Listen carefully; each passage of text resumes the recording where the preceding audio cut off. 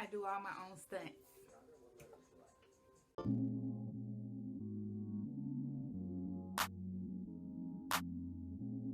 Hey honeys, welcome back. If you're new here, my name is Brittany and we are going to hop right into this video for these Bantu knots.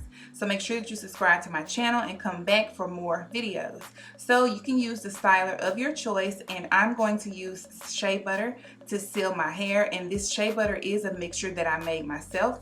So I did blow dry my hair and these are the results. I deep conditioned my hair after I washed it, and then I had my hair in twist for a couple of days and I blew it out with my Revlon one-step blow dryer. I did add moisture to my hair before I blow dried it because you do not want to blow dry stretched hair, okay? Okay honey, so I'm going to start this off by splitting my hair in half. You can be as precise as you like with your parting depending on how long you're going to keep the Bantu knots in your hair. I don't plan on keeping mine in much longer than overnight for them to dry. So if you do need help with straight parts, I'll give you a reference of my DIY parting video. I'll link that above so you guys can have access to that if you need it. So I'm going to section my hair into quadrants because it's easier for me to manage working with my hair this way. I will suggest that you ensure that your hair that you are not working on is secured away while you're twisting the Bantu knots, because there were a couple of times during this process where I had a few strings of hair that just became loose somehow. So this is the process that I'm going to do for each section. I'm going to use a little bit of my styler or leave-in, and I chose to use the Aunt Jackie's Curl La La Defining Curl Custard, and this boasts that it will decrease frizziness as well as give your curls some definition, shape, and control. So I wanted to try this out for the first time, and I am sealing with my shea butter mixture. I brush that into my hair and then I go ahead and start to twist. As you begin to twist your hair, you do not want to start twisting right at the root. You want to give yourself a little slack because you are going to coil up this twisted hair, so you do need room or it'll be very tight to your scalp and that could cause breakage or some other type of damage to your hair. So just be careful as you start to twist.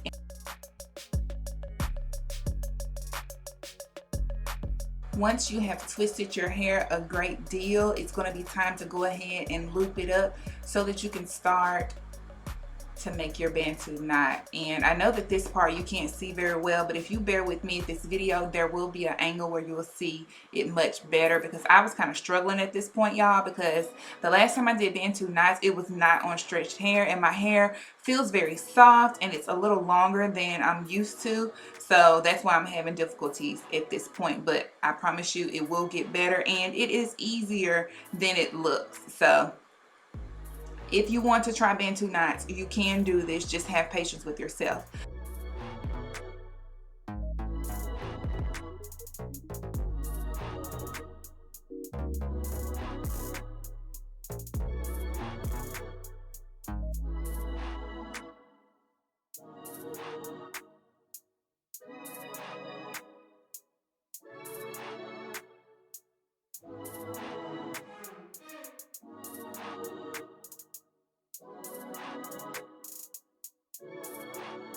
Okay honey, so here we go loop-de-loop, here we go loop-de-la. So I'm using my finger as a guide to kind of start that loop off, and as you twist your hair, all you're going to do is you're going to do the second loop underneath the first loop. So it's like you're making little donuts on top of donuts. So just remember that you're stacking the donuts from the top. Granted, in real life that's not realistic because you can't stack from the top, but that's what you're doing here. So you're just going to rotate and rotate and get those little donuts stacked. Also, when you're twisting your hair, twist whichever way feels comfortable for your fingers and your wrists, whether that be counterclockwise or clockwise.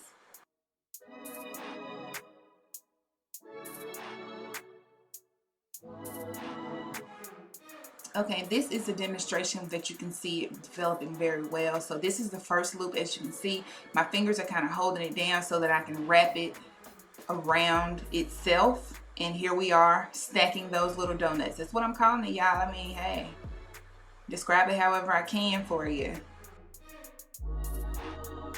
Okay, so now you have the concept of the twisting and the looping the hair around itself to make the Bantu knot. I'm going to go ahead and let you all enjoy the rest of this footage where I complete the rest of my head. Now, I was going to put the results in this video, but because some people need more of a detailed look at how to do this, because everybody does not know how to do this. So with that being said, I wanted this to be very detailed, and I will have a second video or a part 2 to this video where you'll see the Bantu knot out. But until then, y'all, just keep on watching it. We're going to keep on twirling, going loop-de-loo and loop-de-la to get these Bantu knots done. And y'all, they are going to be so cute in the end. So enjoy.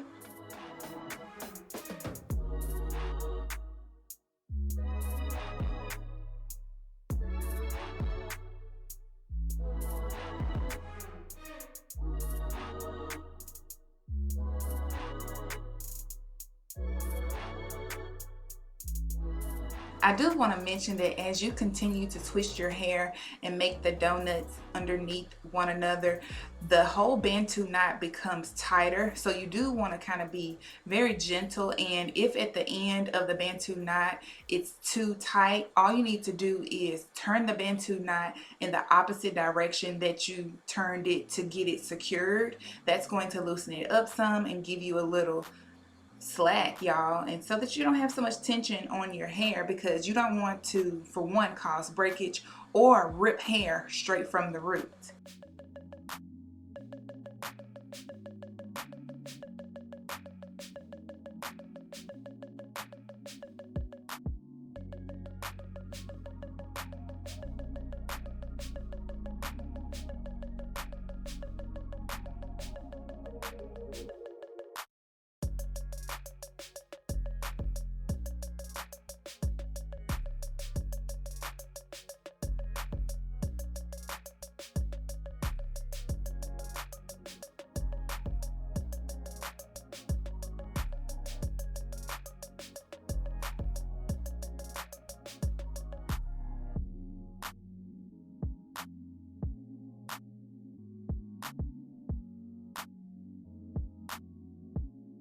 Yes, we did it. So here is the final result. And I did 12 Bantu knots on my head, 6 on each side. And my Bantu knots are kind of to the side of my head and the back because I am going to sleep on these overnight, as I stated. And it's really nice for me to be able to have a flat portion of my head that I can lay down comfortably and allow my Bantu knots to dry. So I thank you guys so much for watching. I can't wait to take these down for you guys. So make sure that you stay tuned, subscribe to my channel, tell a friend, tell that friend to tell a friend. Everybody subscribe, come back and see me, and I will see you guys next time. Bye.